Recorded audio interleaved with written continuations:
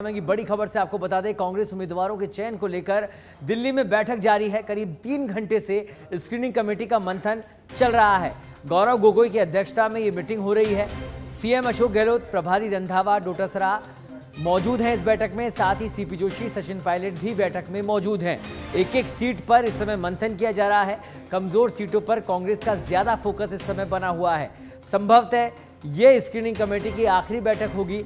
शेष सभी सीटों पर आज डिस्कशन हो जाएगा। फिर सीसी की बैठक में तमाम सारे नाम रख दिए जाएंगे।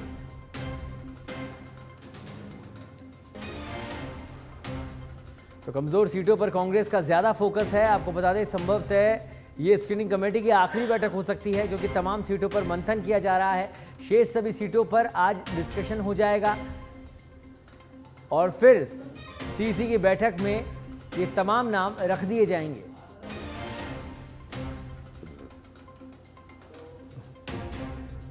तो कांग्रेस उम्मीदवारों के चयन को लेकर दिल्ली से समय की बड़ी खबर हम आपको बता रहे हैं, जहां गौरव गोगोई की अध्यक्षता में इस समय स्क्रीनिंग कमेटी की बैठक चल रही है। तमाम राजस्थान के दिग्गज नेता, खुद सीएम अशोक गहलोत, प्रभारी रंधावा, डोटासरा इस बैठक में मौजूद हैं। सचिन पायलट बैठक में मौजूद हैं। सीपी जोशी इस बैठक में मौजूद हैं। तस्वीरें आप देख सकते हैं स्क्रीनिंग कमेटी की बैठक की। तीनों प्रभारी, सह प्रभारी, तमाम लोग इस बैठक में। और मंथन सिर्फ एक कि जिताऊ और टिकाऊ को टिकट मिले, जिससे पार्टी की जीत निश्चित हो सके।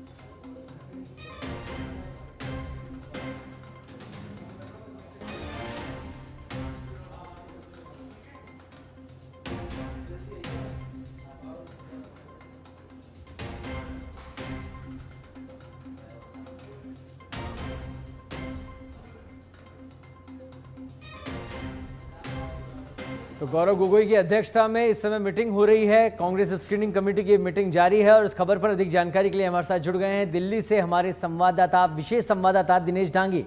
दिनेश, स्क्रीनिंग कमेटी की इस समय बैठक चल रही है। सचिन पायलट, सीपी जोशी भी बैठक में मौजूद हैं।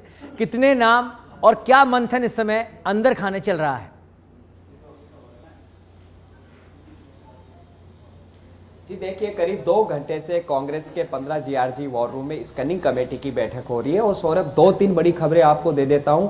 एक तो संभवतः ये स्क्रीनिंग कमेटी की आखिरी बैठक है। इसके बाद संभवतः स्क्रीनिंग कमेटी की बैठक नहीं होगी। आज जो शेष 105 सीटें हैं उन पर पूरी तरह से डिस्कशन है, समाप्त हो जाएगा। थोड़ी लंबी बैठक ये चल सकती है। एक एक सीट पर कह सकते हैं कि अंदर डिस्कशन हो रहा है, बाकी पर होमवर्क करके यहाँ पर डॉक्यूमेंट्स लाए गए थे। तो कल शाम को 5 बजे कांग्रेस मुख्यालय में सीईसी की बैठक होगी। वहां पर ये जो आज नाम शॉर्टलिस्ट होंगे उनको वहां रखा जाएगा। कुछ सीटों पर 2-2 नामों के पैनल भी रखा गया, जिस पर सीईसी में डिस्कशन हो सकता है। और कल सीईसी बैठक के बाद संभवतः चौथी सूची है वो जारी कर दी जाएगी। ये तीसरा अपडेट आपको दे देता हूं। और कल जो चौथी सूची आएगी वो थोड़ी बड़ी सूची होगी। उसमें अधिकतर नाम वो होंगे जो कह सकते हैं कि एक साथ आ जाएंगे। तो कल चौथी सूची जारी होगी, सीईसी की बैठक होगी। और उसके बाद 5वीं सूची कब जारी हो सकती है? 31 अक्टूबर या 1 नवंबर को। तो ये तय है कि 5 सूचियों में कांग्रेस अपने उम्मीदवारों का ऐलान यहाँ पर कर देगी। ये इस वक्त की तमाम बड़ी खबरें यहाँ पर सामने आ रही है। ऐसी भी खबरें आ रही है कि कुछ सीटों पर रिव्यू भी हो सकता है। क्या सही है ये कि रिव्यू किया जाएगा? जिस तरह से विरोध प्रदर्शन चल रहा है, विरोध इस समय दिल्ली में तमाम नेता पहुंचे हुए हैं, कुछ सीटें ऐसी है वाकई में जहां रिव्यू किया जा सकता है कि या फिर फाइनल फैसला हो चुका है? जी देखिए सौरभ, ये चर्चा अंदर खाने बिल्कुल यहाँ पर चल रहे हैं, लेकिन उनकी पुष्टि है वो कोई नहीं कर रहा कि कुछ सीटों पर रिव्यू करने के निर्देश हाईकमान की तरफ से दिए गए हैं। 3-4 ऐसी सीटें हैं जहां पर कह सकते हैं कि उम्मीदवार बदलने की चर्चाएं, लेकिन उनके आधिकारिक रूप से कोई खंडन नहीं तो कर पा रहा है, नहीं पुष्टि कर पा रहा है। अगर उनमें रिव्यू होना है तो इस बैठक के अंदर उनको भी रखा जाएगा। लेकिन कुछ चर्चा हुई, बताई जा रहा है कि मुख्यमंत्री और अन्य नेताओं ने उस पर ओपिनियन दिया है कि वहाँ उम्मीदवार नहीं बदलना चाहिए। इस तरह की बातें भी सामने यहाँ पर आ रही है। खैर, जब सारी सूची आ जाएगी तब उम्मीदवार बदलते नहीं बदलते। जिस तरह मध्य प्रदेश में 4 उम्मीदवार बदले गए थे, वैसे ही एक तो कह सकते हैं कि विरोध ज्यादा है या जीतने की संभावनाएं नहीं है, सर्वे रिपोर्ट कुछ और बयां करती है, तो हो सकता है कि वहां उम्मीदवार बदल दिया जाए। लेकिन अभी ये सब खबरें एक कयास है, अटकलें और हवा में तैर रही है। दिनेश, अधिकतर ये बड़े नेता जो जितने भी कांग्रेस के थे, उनसे एक बात हर मन से उन्होंने कही कि युवाओं को मौका मिलेगा, नए चेहरों को मौका मिलेगा।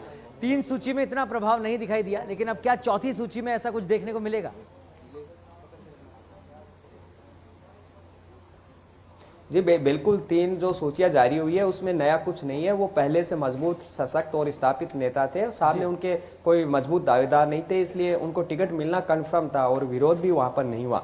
अब जो सूची आएगी उसमें कितने विधायकों की टिकटें काटी जाती है, कितने नए चेहरों को मौका दिया जाता है, यूथ कांग्रेस, एनएसयूआई, महिला कांग्रेस, इन अग्रिम संगठनों को कितनी टिकट दी जाती है, भारत यात्री को भी टिकट मिलती है या नहीं, ये सब जब सूचियां सामने आएगी तब तस्वीर यहाँ पर साफ होगी। लेकिन सबसे ज्यादा कांग्रेस फोकस उन सीटों पर कर रही है जहां पर 2 बार, 3 बार या 4 बार या उससे ज्यादा बार चुनाव हारते जा रहे हैं। वहां पर एक्सपेरिमेंट्स किया जा सकता है, वहां युवाओं और महिलाओं को मौका दिया जा सकता है, अन्य दलों से गठबंधन हो सकता है, दूसरे पार्टी से नेता को तोड़कर उसको टिकट दिया जाता है। इस तरह की संभावनाएं और विकल्प है उन सीटों पर तलाशे जा रहे हैं, क्योंकि जब तक कमजोर सीटों को नहीं जीतोगे, वहां जीत का खाता नहीं खुलेगा, तो मिशन सरकार रिपीट है वो कामयाब नहीं हो सकता। तो उन पर विशेष फोकस किया गया है, कई तरह के सर्वे उन पर अलग से कराए गए, एक्स्ट्रा उन पर सर्वे रिपोर्ट करवाई गई, उनका मिलान यहाँ पर किया गया।